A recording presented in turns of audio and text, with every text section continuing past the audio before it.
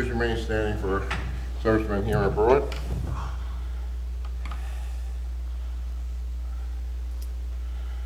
Thank you.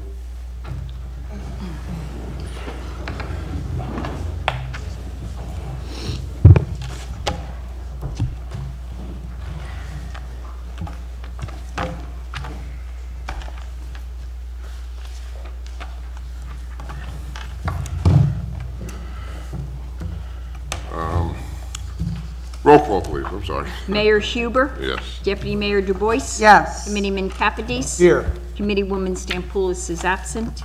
Committeewoman Vasallo. Here. Why do I have two microphones? I barely need one. I still don't even know. I certainly don't need two with my voice. All right. Tomorrow is Election Day, No kidding. and November 6th. The polls open from 6 a.m. to 8 a.m. 8 p.m. Oh, 8 Jesus. a.m. would be nice. Hurry up and get there, people. You got 2 hours. All municipal offices are closed on Election Day, with the exception of the town hall clerk. She's here 24/7. Lucky lady. If you need anything. You may bring her coffee and Red Bull. Okay. Veterans Day celebration at Veterans Park is on Sunday, November 11th at 11 o'clock. So I know I've gotten calls about it. I just want people to know. Veterans Day observance is Monday, November 12th, and all municipal offices are closed then also. Keep reading. All right. All right. The Interfaith Thanksgiving service is Monday, November 19th at 7 p.m. at Holy Cross Lutheran Church. Non-perishable food items, donations to the First Aid Squad request. I don't know if anybody's ever been there, but it's very nice. All the faiths in town, the temples, the Catholic Church, Presbyterian Church, all churches get together and we have a service. I think it's very nice. Go if you can. It's very nice. It only takes an hour, maybe. Not even. Yeah. I mean, I think it's good. Good for the town. Thanksgiving is Thursday, November 22nd, and the municipal's office. I don't think our municipal offices are open at all, are they? Thanksgiving, November 22nd, and the municipal offices are closed on November 22nd and 23rd. It's a good month. We have to vote on that today. We're going to be open the 23rd. No. Garbage pickup. If your garbage pickup is Thanksgiving, it will be on Friday. Friday's pickup will be on Saturday, and that will be on the website. Am I correct? Because I know people will be calling. All right, small business Saturday is November 24th. Please support local businesses. The next Township Committee workshop meeting is Monday, November 26th at 7 p.m. and the regular meeting is Tuesday, November 27th at 7 p.m. And also, the holiday celebration and tree lighting is Wednesday, December 5th, 5 to 8, right in front of Town Hall. Slow down, we didn't have teachers convention yet. Jeez Louise. So, the town, and the rain date Is the next day. is the next day. The rain date is the next I day. can't. Also, did you ever find out when Scott might know, when is the, Rotary, the food. Rotary, the rice? Oh, the hunger? Yes. Give me a second. I was just thinking about that yesterday for some strange reason. Keep All right. talking off. We did it last year, first year, and I think it was a great for this town. The kids came, I had grandchildren there, they were running around. Let's give back to people. It's a day of hunger, or Rise against hunger. drive against hunger. And we did, how many meals did we do, 5,000? I wasn't there. But they did 30,000. 30,000 meals last year in 3 hours. I mean, and it's, the town, applaud the town. Every town, Boy Scouts, Girl Scouts, kids from St. James came over after the games, were there. Parents were there. It was just great. And this year it's going to be on December 13th, 13th. 6 p.m. to 9 p.m. at the Chisholm Community Center. Chisholm Community Center. And it's very well organized. It's good. It's great for families. I mean, it's right before Christmas to teach your kids. And it's not all getting. You got to give a little bit. I love it.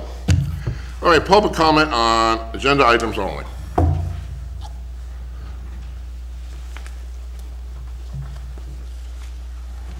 You going down there? No. With that, you know, I have one more thing. Oh, Rich, the other- can you mention the Hometown Heroes this Friday? Forgot to get Yes, it. you can. You can mention it. Do you mind? Oh, thank you, sorry. This Friday at the Springfield Elks, there's going to be, I chair the Hometown Heroes Committee here in Springfield. So far, we have about 40 veterans we were able to get up on banners along Mountain Avenue, and we're looking to do obviously a lot more than that. So we're having an additional fundraiser this Friday at the Springfield Elks between 7 and 10 p.m. It's $30 for dinner, and then you know, you can bring your whole family, children are religious raised. It's like $10 for dinner for the children. So bring your families out. It's a really nice night. We've had some very successful fundraisers already, and we're looking to raise more for our Springfield vets. Thanks. Okay, Thanks, Rich. thank you. Yeah, it is very nice. I said, we have one of my father-in-law, and the picture wasn't that good, but they made it look good. The best we could do with it, so. Yeah, no, it's very good. That's all right. There's one thing I wanted to mention. I forgot. I'll mention it later. Okay, reports. Finance, anything in finance? I'd like to make a motion to pay total amount of payroll and vouchers for the period from 10/24/2018 to 11/5/2018 for $6,575,978.66. Second. Committeeman Capides? Yes. Deputy Mayor Dubois? Yes. Committeewoman Vassallo? Yes. Mayor Huber? Yes. All right. Your new business ordinance.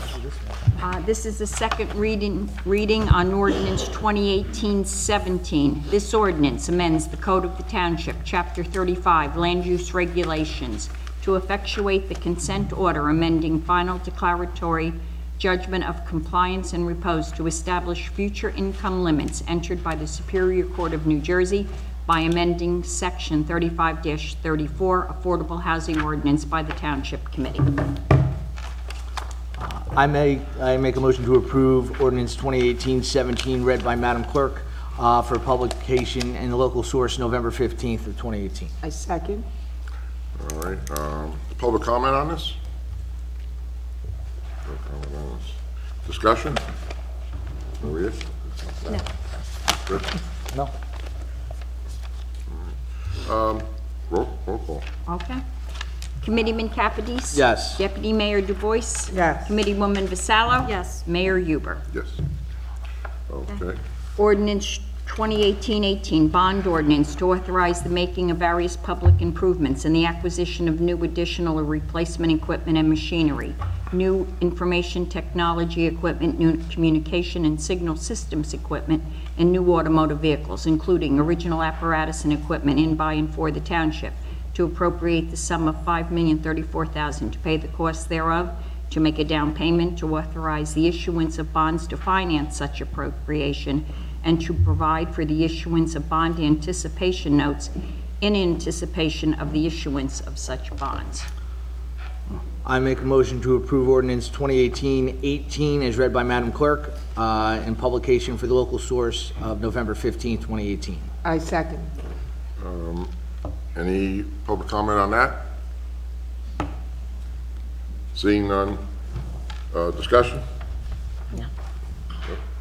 Roll call. Committeeman Capides? Yes. Deputy Mayor Dubois? Yes. Committeewoman Vassallo? Yes. Mayor Huber? Yes. Okay, this is a first reading on ordinance 2018-19. This ordinance is approving application for long-term tax exemption and authorizing the execution of a financial agreement with SPD Sale Urban Renewal LLC. I make a motion to approve ordinance 2018-19 by first reading as read by Madam Clerk for publication in the local source November 15, 2018 with final hearing on November 27th. A second. All right. Discussion. Before we discuss this, I'd like Matt to come up, explain to everyone, the public especially, about this, how it works.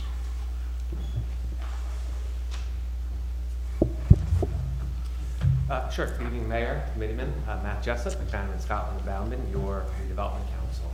So this is an ordinance that would approve a long-term tax exemption in connection with the project at Block 207, lots 1 and 2. That's 226 Morris Avenue, which is the parking lot on the corner of Morris Avenue there, and the small building that's Church Mall. located at Church Mall, correct? And the small building that's located right next to the Township municipal lot. That redevelopment area is already contracted for with a redeveloper. Charlie Larkin is the principal there. The municipality previously adopted a redevelopment agreement, and Charlie will be building a 24-unit residential project over a retail storefront project on the ground floor. So the project is requesting a long-term tax exemption in lieu of paying conventional property taxes. So a little bit of background, because I know for many this is the first application for long-term tax exemption, or at least in a while. Excuse me, Mr. Jessup, if I just may step in here just to add a little bit of one of the other reasons why you're here tonight is that I would like to thank the Township Committee in their support of tabling. This was on the agenda for first reading last meeting, and I appreciate the Township Committee giving us the opportunity to speak again about this. And Mr. Jessup, thank you very much for making yourself available to us for further discussion on it. The Finance Committee, Committeewoman Stampoulos and I decided to table this because, to be quite honest with you, I had many reservations which were quickly put at ease very succinctly and very nicely by Mr. Jessup. The reason that this was tabled again as for our last meeting was this is the first tax abatement that we were going to be speaking about for these redevelopment projects. This was going to be the first of many. And a 30-year tax abatement is a length of time, a big length of time, and I just wanted to make sure with the financials that we had seen thus far and the implications that it could have, I just wanted to make sure, since this is going to be one of hopefully about 6 or 7 we'd be seeing, that we'd be doing the right thing and making sure that we're doing our due diligence, because the last thing that we want to see, the last thing that we wanted to, that I would want to see, is a downtown with brand new buildings and having all these buildings constructed and businesses come in and not seeing a return on our investment that we're making on our downtown. And that's exactly why we tabled it. We had a phone conference, myself, Diane, a couple other people, and Matt made himself available, and we do appreciate it. You certainly put my mind at ease, so in terms of what this means for our town, our tax, our residents, and the tax implications moving forward. So I think that's just a little piece that it was missing, just to let you know the other reason why I asked Matt to come tonight, and I appreciate this extra clarification that you're giving us. Thank you very much. Sure, my pleasure. So the long-term tax exemption law allows projects in a redevelopment area, which this is, to receive a tax exemption on the improvements built in the redevelopment area. So as you all know, there's taxes on both the land and the improvements, right? The land tax in this case is not impacted by this pilot or by the financial agreement.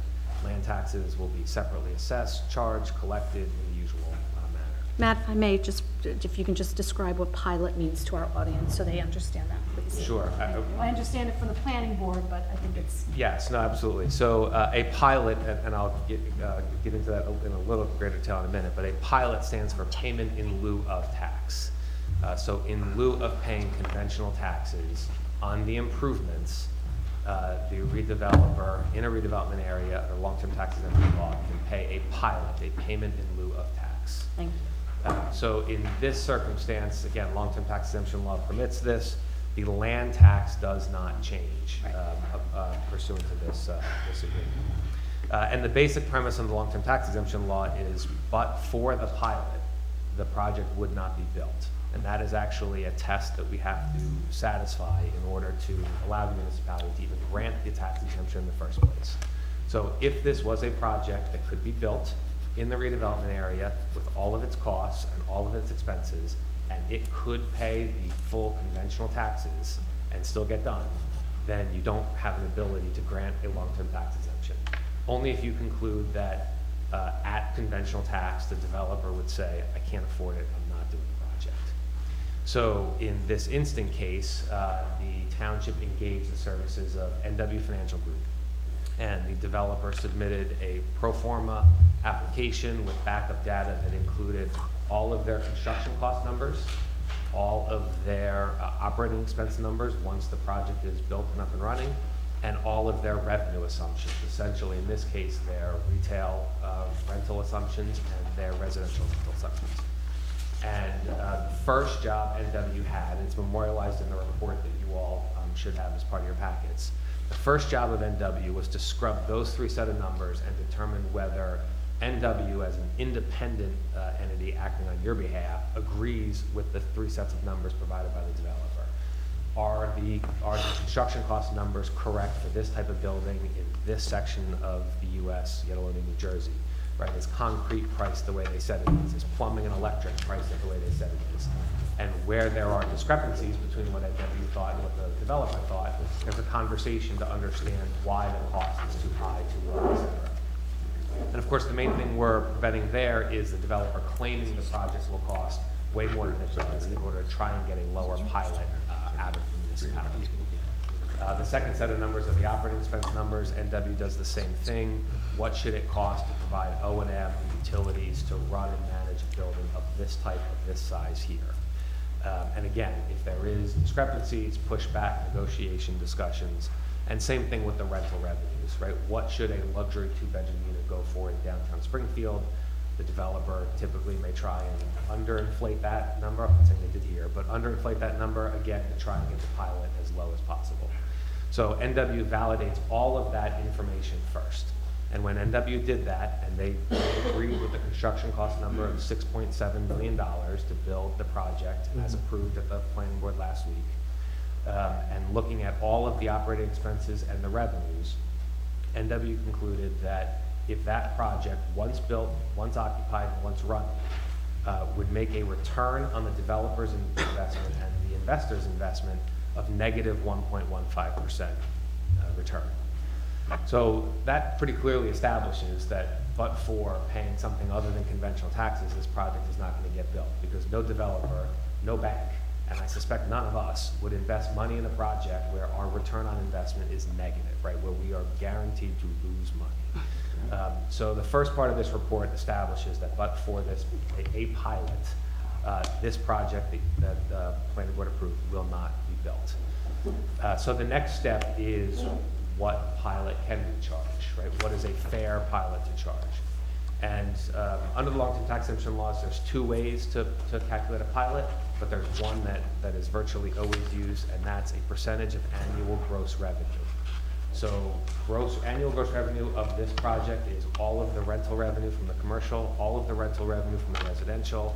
If Charlie charges storage fees, if he charges a pet fee for somebody who wants to have a pet in their building, if any fee that he charges, any revenue that he generates, that is gross revenue, the pilot is set as a percentage of that gross revenue number. What that means is that we are not impacted by what his net profit number is, right? We don't care as much about his operating expenses. We're not getting a net percentage. We're getting a percentage of the gross amount of revenue that he generates. So we're looking for a percentage of annual gross revenue, or AGR. So with that, we have two constraints that we have to try and work with, NW, the township, and the developer. One is that under the long-term tax exemption law, the pilot can't be less than 10% of annual gross revenue. It can be higher than 10%. There's no limit to what the percentage could be, but it can't be less than 10% of annual gross revenue. And the second constraint is that a developer and its lenders, importantly, including its construction lender, are going to be looking for a return on investment in the neighborhood of 12 to 15%. So those are the two things now that we're trying to satisfy and solve for when we're coming up with a pilot number and negotiating with the developer. So NW goes back to the math, and we negotiate with the developer, and as this report outlines, in the end, the conclusion is that at a 10% of annual gross revenue pilot, the developer's return on his investment is just shy of 12%. It's about 11.5%, 11.74%, excuse me. So we haven't quite solved for the scenario of getting the developer to the 12 to 15% number, but we've gotten awfully close. Most developers would then push back and try and get more, but of course, we're already at 10% with the lowest possible pilot payment that we can charge. So at that point, the developer has a choice, and in this case, the developer is choosing to move ahead and construct the project at the 10% pilot. His lender understands that the 10% pilot is what they're negotiating for. The term of the pilot is for 30 years, as the committeeman mentioned earlier. For a project like this, that is absolutely a standard tax exemption. The tax exemption is really about two things. One, it's about the cash flow issues that we just discussed. It's also about ensuring stability in cash flows for lenders, right? The developer now knows exactly what his pilot payment will be for the next 30 years, whereas at conventional taxes, his tax payment is subject to, obviously, the discretion of governing bodies. Year over year, we're making decisions about how much his taxes go up. So at a 10% pilot, he just misses his return mark, but is willing to move forward regardless. In addition to the annual service charge, the developer will pay to you, the township, an annual administrative fee equal to 2% of the annual service charge. So in addition to getting 10% of the annual service charge number, you'll also be getting an administrative fee equal to 2% of the annual service charge to cover any ancillary expenses in order to administer the pilot, in order to fill the pilot, et cetera. I also want to point out, it's important to note for both the governing body and the public, that just because we are granting or proposing to grant the developer a tax exemption does not mean that the municipality is losing revenue. First, in this circumstance, the township is barely bringing in any revenue because the majority of the redevelopment area is a tax exempt property, right? It's a property that you own that is not generating any revenue. And of course, if you tax this project conventionally, you would not get any revenue either because we've already determined the project would never get built.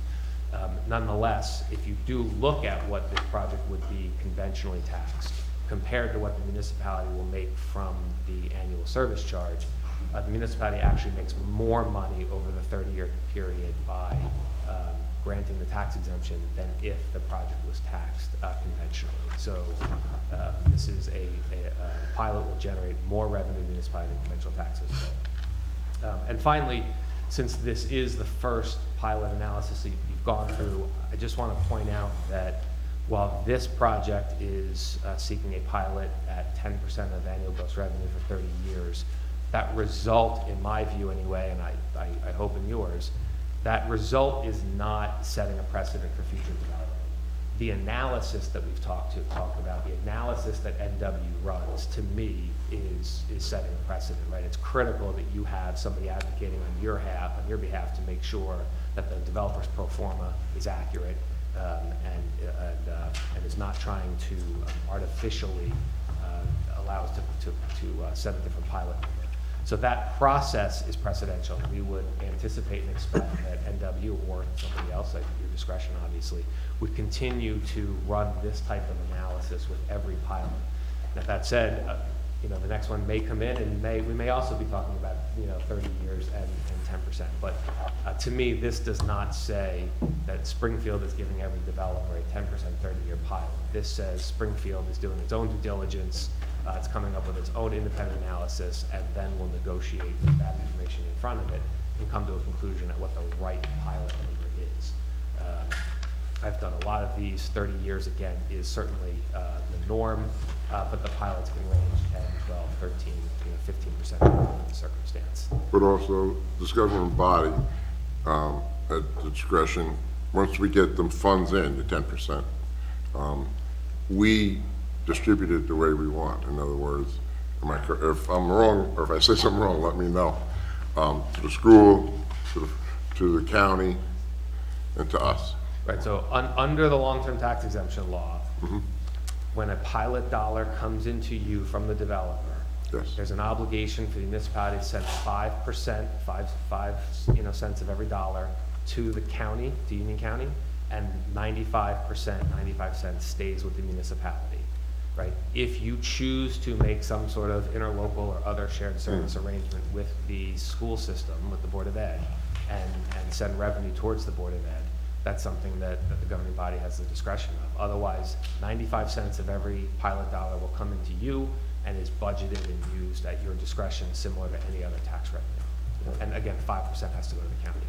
And if I may, this isn't setting a precedent in terms of when we receive that revenue in, how we decide to spend Yes, it. the So government body. if we receive that revenue in from this particular pilot, and this is our first in the downtown redevelopment area, any following projects we may have that may be a pilot program, we don't have to necessarily Spend it take the those same way. funds and distribute them in the same manner that we did for the first pilot program. Right, Because the financial burden is on the township in the sense that it has an impact on infrastructure, right? So our Right. schools are affected, our infrastructure is affected, so I think it's important for the public to understand that as well. And the financial agreement that memorializes the pilot for Right. the next 30 years, the agreement that is proposed to be approved by the ordinance, that does not in any way specify how pilot dollars, or for that matter, the administrative charge dollars, are utilized by the municipality in any year at all. All it does is establish the amount that's to be paid, when it is to be paid, and when you receive it, you have an obligation to send 5% of the amount received to the county. But there's no obligation in the financial agreement as to how the 95% that stays with the municipality, how that money gets spent year over year. That's something you have the discretion to decide every single year in every single project. I appreciate you coming, but I also like you here for the second reading, because you know the public could come, and we don't have all the answers. You do. I will be here. Okay, I I think appreciate the it. public's pretty excited about this project, Matt. Yeah, I mean, No, it was a great project. I was on the planning board this year, and it was a great project. Fine. We have pictures of it somewhere in town. Something. But it's a beautiful building, and Might be in there. I hope it gets all success. Thank you, Matt. Thank Any you. other questions? Thank you for your Oh, explanation. wait a minute, hold on. And again, just too, from Diane and I's perspective, I know she's not here, but we were very appreciative of the time you took. We were very leery, and I shared this with you last night, and I shared it with the Township Committee.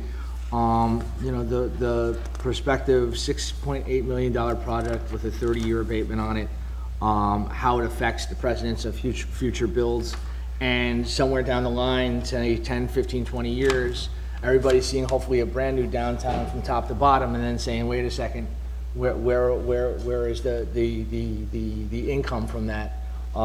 Based on those three conceptions that I had, I certainly appreciate the time you took, and I am, you know, very confident now that we're on the right path, we're on the right step, and thank you for your working with us and your experience. Obviously, was second to none when it came to this, and we do appreciate that. My pleasure. Thank you. Thank you. Thank you. Thanks, Matt. Okay. Any other discussion? All right. Yes. All right, roll call, please. Committeeman Kapidis, Yes. Committeewoman Vassallo, Yes. Deputy Mayor Dubois. Yes. Mayor Huber. Yes. Okay, the next ordinance is 2018-2020, also a first reading. This ordinance amends the Township's revised general ordinances at Chapter 2, Section 2-12, and certain subsections thereof, Section 2-13.5 and Section 2-30, by modifying certain provisions relating to the office of Township Administrator. I move to approve for first reading ordinance 2018-20 as read by Madam Clerk for publication in local source November 15th for final hearing on November 27th. I second. Any discussion? Everybody had a chance to read it? Yeah, I did No. have a chance. Oh, go ahead. No, I don't have anything. It's okay. And I just want to, preface before I vote on this. The reason why I'm going to vote no tonight is I understand we had a general understanding of, changing this. And we spoke about this a few meetings ago, but I'm vehemently against having a part-time business administrator. So I know the word is in there, the wording is in there, but I do not agree with having a part-time administrator. I've voiced that in the past to the full committee, and for that reason, I will vote no on this there's particular wording in here on this ordinance, and for that very specific reason, I'm voting no. So, Anything else? Chris? that's it. No?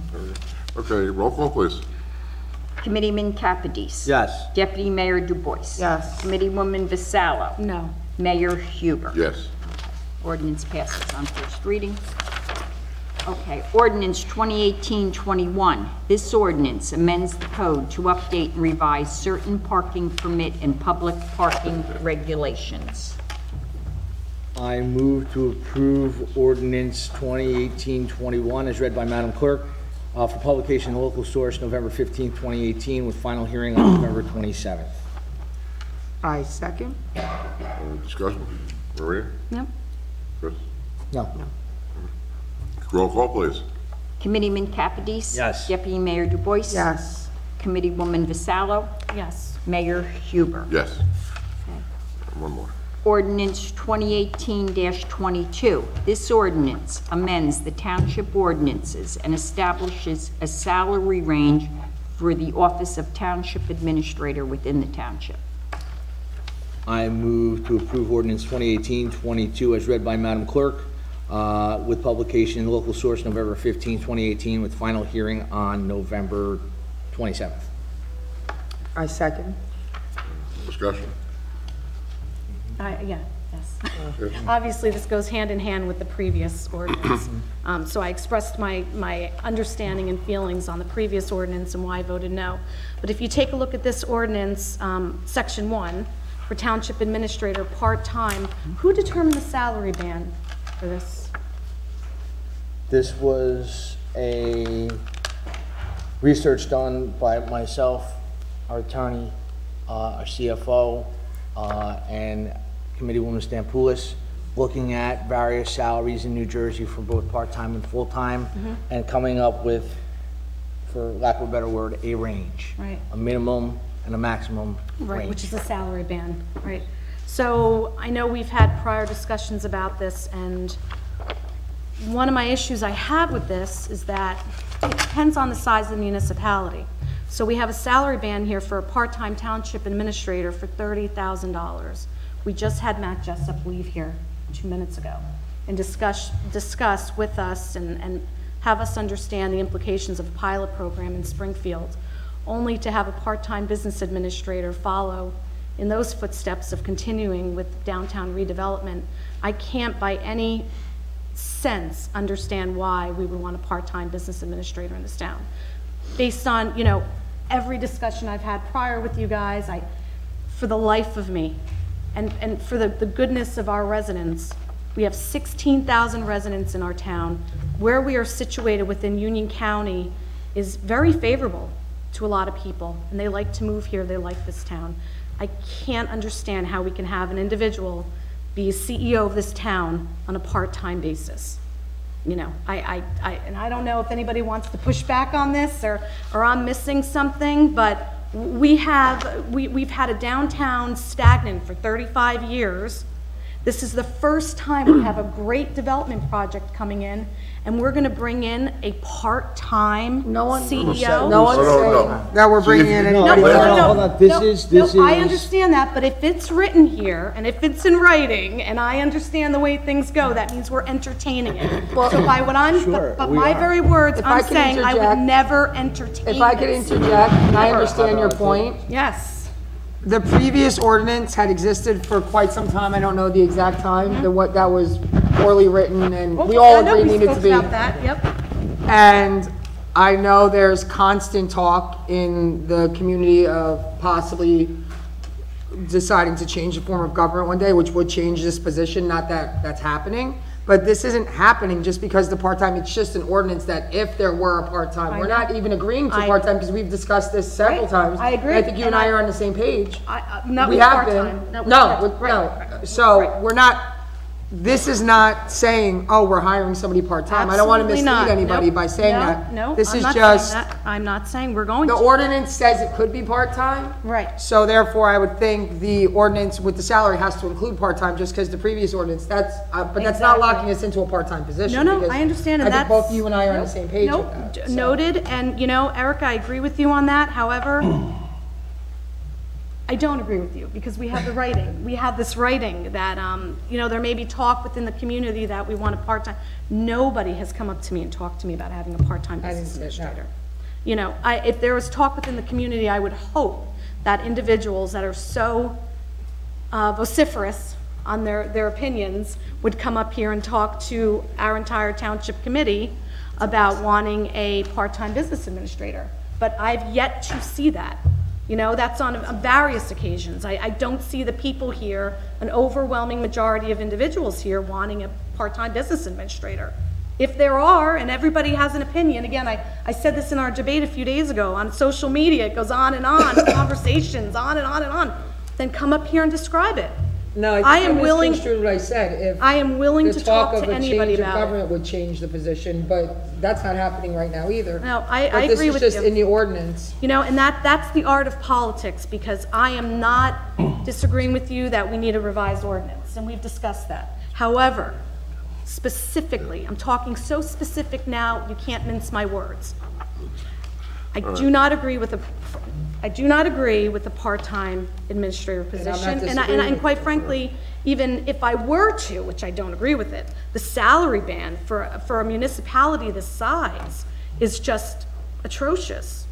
It doesn't make sense to me, considering the fact that we have all these wonderful projects that are about to come to fruition. I hope. I'm trying to remain positive, right? So let's be positive about it and say we're gonna have a great downtown. But without that, and having a part-time administrator, it just doesn't make sense to me. That particular piece within the ordinance, and I hope my words are not mixed, is not good and not positive for the residents of Springfield. Okay? That's all I have to say about that. Thank you. Chris, anything? Yeah, I have a question. I'm just trying to get your perspective. Absolutely. What do we, like right now? What do we have, what are we missing now? We don't have an administrator now. I completely agree with you. What do we, no, I'm not. completely agree with you. I'm just asking, what do you feel we're missing now? We're missing the CEO of town. Okay. I agree with you. You're asking me what we're But missing. what- I'll tell you what we're missing. Okay. We're missing the CEO of a town. Okay, And I know that we have Chief Cook, and I appreciate him. I think it's laudable that he was able to step up and help us. But in my eyes, I think we should have a full-time chief of police and a full-time business administrator because right. of the exact reason that we have looked at a stagnant downtown for 35 years. That's an actual dump. And we're looking to redevelop. And with that, we need somebody who is, and I'm not saying Chief Cook is not competent, because we know that he's here for the interim. Right. We know he's here for the interim, correct? Right. We can't go into, What? You we're can't not say permitted to start discussing. that. He is our business administrator, right? Yeah, but you can't say interim. Suppose everybody votes for, for a shared What service. I'm trying to, and No, what I'm trying to ask is. Can I ask a question? As far as, like, and again, I'm trying to, I want to Well, you're asking understand. what we're missing. This is I'm looking, what right, services, what is the right, town I am missing in looking- terms of services, I am- customer service? right, I What are am- those things that we're missing? Customer service. Yeah. We need a CEO, just like every, We need a just like every CEO. company. I understand. Every company You keep runs with saying a we need board and a CEO. But what are we Isn't missing that now that we under- don't have? We are about to embark. Right. We have our first pilot program. Right. That's great. Okay. We are about to embark on a complete business redevelopment plan, Mm-hmm. right? We need to have somebody in place that can handle those things, all right? That is, to be able to take that information and disseminate it, just like any CEO. And I think where you're trying to turn to is we're trying to talk about part-time and full-time. I still don't agree with that. Right. I still, just as this And town. having the ordinance doesn't lock us into a part-time position. This ordinance I could could go on not- beyond all of I us sitting couldn't- here. right, I could So the not agree the with you previous more. ordinance that was poorly written existed for quite some time. Right. So, We have now this the is- part-time. I do not agree with that. Well, we're It's not. just out of that's- precedent. But this is a conversation to have before we hire them. We're saying we don't want a part-time position, but that doesn't necessarily mean the ordinance has to be written a Right, certain way. and what I am saying, because you know as well as I do, after something is passed, then words are minced, and there's various conversations about this all over the place. I am putting it on record, the reason as to why I would not vote for this, because I do not agree with having a part-time business administrator.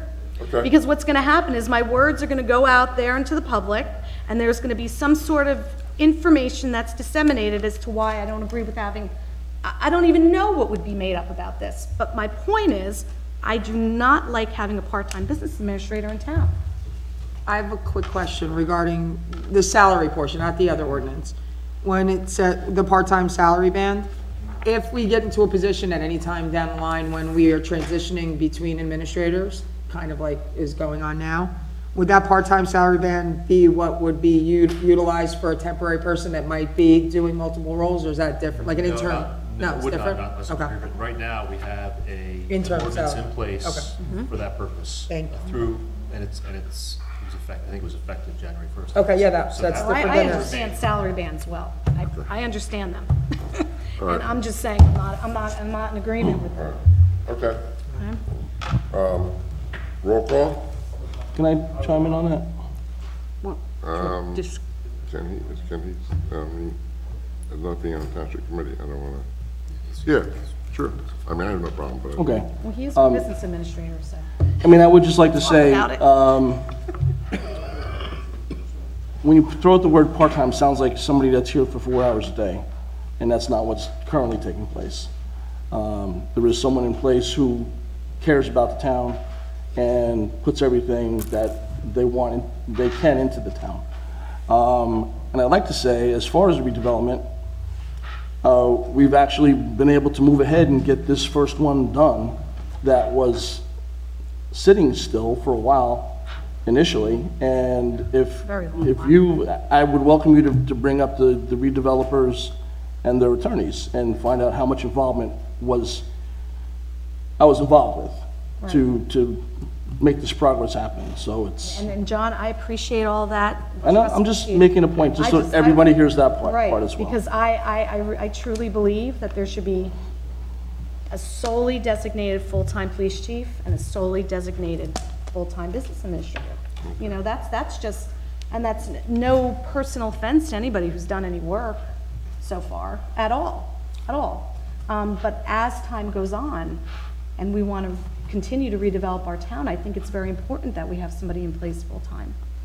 And that's just my opinion. You know, that's fair. That's, You're entitled. it's nothing unusual or out of the ordinary. I think if we had a town with less residents, maybe less, or if we had a town that maybe was not situated in such a way where, you know, we're accessible to 78, 22, we're situated in an area within Union County that's very, you know, I mean, you know, better than I do, with traffic flow and everything else. I think it's very important to have somebody there full-time. Okay. Can't have the public. Public can't discuss this. All right, roll call, please. Committeeman Capides. Yes.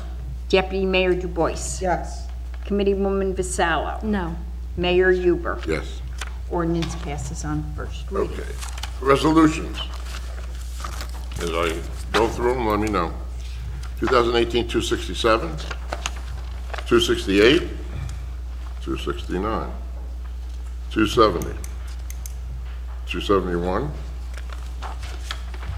272, 273, 274, 275, 273? 271? 273? So Marie and I can, Yeah, that's a nice one. that's a good one. Yeah. 270, all right. Happy news. You might as well go 270, if you're gonna do that, you go to 274 also, we'll pull. I was there. 275, 276, and 277. Can I have a, We have more. Oh, I'm sorry. 278. 278, I apologize. okay. 279, 280, and 281. I would like to make a motion to approve resolutions 2018-267 to 2018. Let me pull 281, I'm sorry, really quick. That's the 281. last one. Yeah, I didn't read that. My apologies. 281, thank you. Just real quick, just one time. So I'm going to make a motion to approve.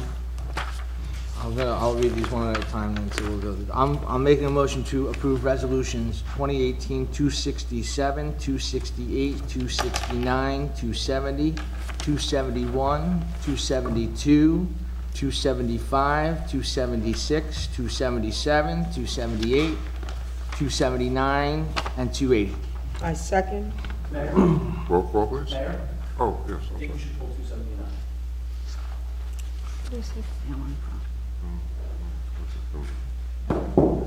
Yes, you should. All right. 279 also. Okay, thank you.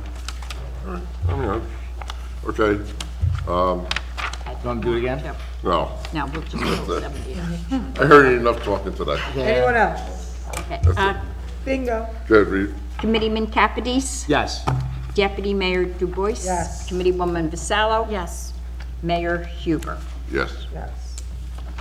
So for 273. 273, this resolution accepts grant money from the County of Union for the 2018 Kids Recreation Trust Fund. Have a motion? I move resolution 273 as read by Madam Clerk. A second. All right, I was at the Union County meeting in Summit I think it was last week or the week before, I'm not sure. And they gave us, for the $30,000 to complete the park for, It's gonna be over at Chisholm. for handicap accessible. Yeah. We had a project already done, which you might see up at Chisholm. It's accessible. It was leveling the playing field grant that took place. Thank you, Z. He was here when that started, the grant for the former project. I reached out and he worked with Adam and our grant writer to get the first grant, and we got the first project done. Then Maria and I were on the Recreation Committee, and the topic came up as to what project we might be able to do going forward, and Maria and I both discussed it and thought with Adam, thought it'd be a great idea to continue the project to make it even more accessible to all the residents in town. So it's going to expand on the project over the 2019 season, and it's going to look awesome when it's finished. Yeah, Maria? well, I actually was over there, and I Yeah. saw the project. Yeah. It was very nice, and, you know, Eric and I have spoken before in regard to, playground equipment that, children with special needs can use and enjoy. And it looks very nice. The project looks very nice. I invite everybody to go over and take a look at it. We reached out to a couple of families in the community who have children with special needs, and we asked for their input because we felt they would know better than anybody as to what they would like to see in the playground. And Adam took their input along with his expertise and worked with designers that they've worked with in the past in the township, and the project's going to look fantastic when it's finished. And some of them are, pieces of equipment that are good for children with sensory issues, have children. It's very nice. Okay. You want to go to the next one, or want to roll call on that? Deputy Mayor Dubois? Yes. Committeewoman Vassallo? Yes. Committeeman Capides? Yes. Mayor Huber? Yes. Resolution 2018-274, this resolution accepts grant money from the County of Union for the 2018 Greening Union County. Maria? I move Resolution 2018-274 as read by Madam Clerk. I second. All right, I was there for this check also. I think it was that $10,000, somewhere around there? It was 8. 8,000, and we're gonna get 30 to 40 trees planted in town that we needed. Any other thing? You were there for that check too, Rich? Yes, there for all check. He keeps them hanging in his house. All right. All right, anything? 2018-279. Okay, roll call. Committeewoman Vassallo? Yes. Deputy Mayor Dubois? Yes. Committeeman Capides? Yes. Mayor Huber? Yes, all right, 279. 279, yes. This resolution authorizes the refund of fees collected from the Recreation Department. I move Resolution 2018-279 as read by Madam Clerk. I second. All right, I have to abstain from this, as you know. What was that? You want discussion about this or anything? Sure. What do you want? You want What is it in regard to, I guess? Why'd you the have to fees, abstain? no. 279 is fees, return fees. That's right, I forgot about that. Your grandchild withdrew from Yes. basketball. How dare they? Roll call? Roll call. Anybody? Committeewoman Vassallo? Yes. Deputy Mayor Dubois? Yes. Committeeman Capides? Yes. Mayor Huber abstains. Yes. Okay, 281. Resolution 2018-281. This resolution authorizes the township to enter into a cost-sharing agreement with the County of Union in order to provide for design, construction, and the costs related to the improvements at the intersection of South Springfield Avenue and Hillside Avenue. I make the motion to approve Resolution 2018-281. I second. Discussion? I pulled it really quick. This is kind of a thorn in my side. I was hoping that the chief. Yeah, I mean, it's been a could thorn just talk for, about it for it's 2 been a minutes. thorn to the for the public. past few years, actually, for a lot of people, especially if you sit in that traffic on South Springfield Avenue. Years back, when they initially redesigned it, the configuration of the lanes was different than what it is now. When they reconfigured it, all it did was create more traffic issues. Excuse me? Yeah, I've heard it from you too. A lot of people. So we've been working with the county for the past several months, probably over a year, trying to get them to resurvey this to see the issues that were created. And this is it's finally coming to fruition.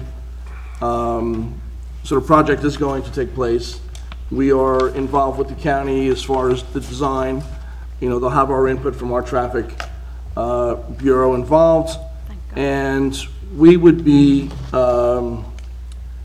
involved financially should we want to, any of the existing control boxes where they are now, if we in our design wanted them moved, we would have some financial responsibility as far as moving those, or if we wanted decorative street signs or anything added other than what's currently there, we would be financially responsible for that. So that box is over, not where the gas station is, but across the street. Right. So we're looking to change, I'm not. Well, I'm not saying if the box is going to change. I'm not sure if that's part of the plan. I don't know if that one's been a magnet for cars during accidents. It gets taken out quite a bit. I know. Last time it was, a few weeks ago. It happens. I mean, and if that's the case, then we'll be, partially involved financially with the county to move that. Okay. Other things that, as far as our being involved financially, is if we wanted to do any specialty items like crosswalk treatments, or for having officers there to direct traffic, during for traffic control during construction and reconstruction. That falls on the municipality? Correct. Okay. Did the county ever claim that maybe they made a mistake designing that intersection the way they did? Do you think they'll ever admit to I don't making a know. mistake? Where's Bruce? He ran out of here before we had this As soon as you fold it. He hightailed it out of here. Where is he? And then we will be responsible for the electricity, which I believe we currently are anyway. All I'm saying is that is a Proper light. disaster, and the traffic flow there is so bad Yeah, that I can't believe that the county actually allowed that the last time, because I've seen so many near misses and so many bad accidents. The reconfiguration was done without any input from us whatsoever. It was just, there it was, and we had to deal with it for quite some time. Well, maybe we should push back on the county and make them somewhat more financially responsible for that, but that's just my thought. Hey, We can try. we pay, listen, we get checks from them, maybe we can get a bigger check from them for that, but where did Bruce go? Oh, he left. Okay. Anything Roll else? call? Anybody else? No, roll call. Committeeman Capides? Yes. Deputy Mayor Dubois? Yes. Committeewoman Vassallo? Yes. Mayor Huber? Yes. Discussion. Anybody have discussion and action on any items? Yeah, Mr. Mayor, if I could, I know I'm gonna speak again, I'm sorry, I drive you crazy. Sam, can you come forward, please? Yeah, please. Just want to brief everybody. We've made some major progress towards the redesign of our website. I was on a conference call today with Mr. Mardini, and I forget the very nice woman's name from My Virtual Solutions, Joyce. Thank you. And we're about 2 weeks away from the rollout of our new website, and it's in obviously there's a lot of good people who worked on this, and a lot of effort by Mr. Mardini, Mr. Cook, obviously our mayor at the forefront of this, and we just want to make sure that we let everybody know we heard you, it took longer than expected, and, you know, we can only, you know, we took longer than expected, and we appreciate your patience, but I think we will really be happy about the product that we have put forward. And again, I know Sam and John and Rich have been working very hard at this for a very long time, and I think that we heard you, and you're gonna like what you see. Do you have anything to add, Sam? Thank you. The only thing I want to add is that we took all the comments and recommendations from members of the Township Committee and employees, and we worked hard on trying to implement as much as we can. The Township, the new website is approximately 90% complete. We are just working on a few tweaking in some areas and getting some more pictures and some bios from Township Committee members, and hopefully in 2 weeks it will be up and running. And also, you forgot a major aspect of this, a major stakeholder in this endeavor is our residents. There have been no short order of residents that have come forward in our meetings and have voiced their opinions. Absolutely. With our website and the rollout of it and the access to information, or the lack of access to information as it was. And we would also like to thank the residents for giving their input as well, because you know, without them, we wouldn't be able to you know, have the customer service that we do to the Township of Springfield. And I thank everybody again for their efforts. And just to add, the new website is a live document, so we will be tweaking that website as we receive more recommendations, suggestions from everyone. Perfect. Thank you. Thank you. Thank you. All right, anything Thank else? you. Correspondence? Anybody have anything with that? Unfinished business? Nothing? Public comment on any government item, issue? Hi, good evening. My name is Abby Gorin. I'm a tenant at Short Hills Club Village. It's been a long evening. I won't take much of your time. I just want to tell you about something positive that happened during last spring's storm when the power was knocked out for the township. And I'd like you to listen to the story with an eye toward maybe a revision or an addition to the rent control ordinance. The owners of the complex, especially in the buildings 500 and 600, I live in the 600 building, we pay for our own heat, hot water. The complex owners actually provided gasoline-generated electricity for that time. And I was wondering whether maybe a consideration should be made that where the governor declares a state of emergency in a case where power is knocked out, that there should be a mandate, let's say if 60%, I'm just throwing out that figure, of tenants and residents are willing to share the cost of of gasoline-generated power or some other system, that portable generators be brought in and the cost shared. They did that on their own. They didn't have to do that. And it wasn't cold enough where pipes, I don't think so, where pipes were frozen or there would have been any damage. Also for the rest of the complex, where it was understandable, where tenants do provide, are provided with heat and hot water, that wouldn't be a situation where people paid, but at least in terms of sharing the cost of a disaster like that, it may keep people in their homes. They couldn't totally provide 200 watts per apartment, so it was limited to just the heating systems, hot water systems, basic appliances. You'd have to bring in your own battery light, but people didn't need to move around. So it's just a thought that maybe a revision, an emergency situation, as I'm saying, it would be premised upon the governor declaring a state of emergency and power being knocked out, that something like that be considered. Thank you. Thank you. So are you looking for an ordinance from the municipality? It's allowing that particular? You may want, okay, you may want to study it a bit, because let me just say, as I said, you may want to think of a percentage of the people who are going to approve. Not everyone not every renter is going to approve, Right. whether it's deserved or not. So I just threw out 60% to be fair, because you have a supermajority Correct. saying, let's share the cost. And what percentage of the cost? You know, you may want to do an environmental impact study in terms of the fact that gasoline does tend to be more polluting than other sources of fuel, but it's going on for a very temporary period of time.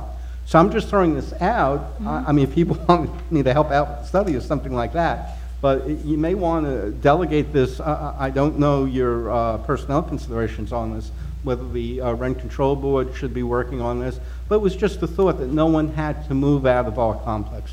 Great, thank you. Thank you. Anyone else?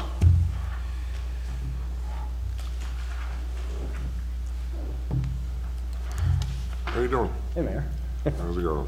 Good, good. Ziad Shahadi, 96 Linden Avenue. Just a couple questions on ordinance 2018-22. Sure. Not a gotcha or anything like that. Just curious, who drafted that ordinance itself? Which? 22, the one on the salary range for the administrator? Did you draft that? That was your township attorney. You did, all right. Mr. Dowd, just questions on it, because what it says is it's amending the town ordinances and establishing a salary range. Which ordinance is it amending? Because you were referencing one which already said something about the township administrator. Any of the existing township administrator ordinances, notwithstanding that which reflects the acting temporary township. Okay. Because it references longevity here, and we don't have longevity, so it's referencing, it seems like it's referencing general employees, so it's paragraph 2 on the compensation. We have ordinances on the books that don't allow for longevity payment, other than, I'm sorry? Yeah. So that's why I'm just wondering if this is, because we had several iterations of the salary ordinances over the years, where at one point they spelled out salaries for every year, and then it went to ranges, then it went to all one, then it went back to ranges, and then it went back to a specified salary. So I'm wondering if this is amending those ordinances, or if it's, because we don't have, we've never had a range for the township administrator position. So I'm just wondering why this is drafted the way it's drafted. The ordinance was drafted to give the township committee and the township itself as much flexibility as possible, since they have not yet decided on a new administrator. So absent... In terms of the longevity provisions, as it reads there, it's subject to a normal specified by the code. So it doesn't modify or change any of the longevity provisions in the township code as they apply to any existing or future employees. So absent this ordinance, what would happen with the pay of the administrator? I don't recall what the prior administrator salary ordinance read in terms of what the specific salary was. I believe yeah, I don't want to guess what the number was. My understanding is that there was a specific number. Yeah, I mean, for the full-time administrator, myself, it specified the position, the title, I'm sorry, the position, the name of the appointee, plus a specific salary, which was set by resolution and by way of contract. So what I'm thinking is, if you don't have this, then you're not bound by that. You're actually going to negotiate that by way of a salary, by an agreement, an employment agreement. Having a salary... Say that again. So right now what you're doing is you've got part-time and full-time. You don't have those right now. So if you just left it as is without adopting the ordinance, you can still appoint an administrator anywhere within this range, from as low as 0 if you really wanted to. But what you're doing now is you're kind of binding yourselves in the first place by creating these 2 tiers. If it was just unspecified, as it has been before for the last several administrators, you just set it based on an employment agreement and then a resolution for whomever it is that you decide to appoint. But right now what you're doing is you're pigeonholing yourselves into these 2 bands. Absent those, right? So what this is doing is now you're saying part-time can only be between 30 to 65, full-time can only be 95 to 130. Yeah. You may, without this, you could appoint someone and pay them whatever you'd like, because you're going to be setting that by way of a resolution and an employment agreement. Salary has to be, as you know, salary has to be set by ordinance. Correct, but the ordinance can reference, as it did and as it has, an ordinance. A resolution and employment agreement. You did that, for example, with the acting township administrator. They did that with the last 2 administrators. The township administrator's salary was established by ordinance. I'm sorry? that salary it was established by ordinance. Correct, for that individual particular person. Correct. Right. There are options. You always must have, you can't have a salary without an ordinance specifying Correct. whether the salary or a range. You could make it $0 to $200,000, and you could Correct. still pick anywhere between there. And my point is, absent that, right, you're right now creating two categories for yourself that you're pigeonholing yourself in. The lowest paid administrator in the last several years, taking me out of it, was $137,000 a year. So you're now capping yourselves at 130. As you're gonna go ahead and negotiate, yeah, that's what this ordinance does, is it caps you at 130. So you're gonna have a very hard time, I think, finding a qualified administrator, especially when you specify it like this, and then you wanna go ahead and negotiate, and now you're bound by this ordinance. You're gonna have a hard time doing that. You're now then, by setting this, right, Mr. Dad, if they wanna pay somebody 135, they're gonna now have to wait until they amend the ordinance and go through that process. Is that not correct? That's correct, and that's what would have to be done if there were no ordinance. Right, well, but they could set the ordinance to read by contract as. No, They could, that's. no. Okay. No, that's not lawful. I'm sorry? That's not lawful. Well, you're doing it now anyways, right? Are you not? No, you can, if you have a salary range Right. established by ordinance, you can then set the specific salary for the specific employee by resolution. If you do not have a number, you have no number. You could do 0 to 200,000 and still accomplish that, correct? That would Right. be a range that you could establish, but you'd have to do so by ordinance. That's fine, but if you put that range, 0 to 200, you put that in this ordinance, you can then set that individual's salary anywhere between there. It doesn't need to specify part-time, full-time. You're capping yourselves at 130. I'm just telling you guys, for your benefit, that there's no sense in creating such a narrow threshold. That's all. Okay, thank you. Anybody else?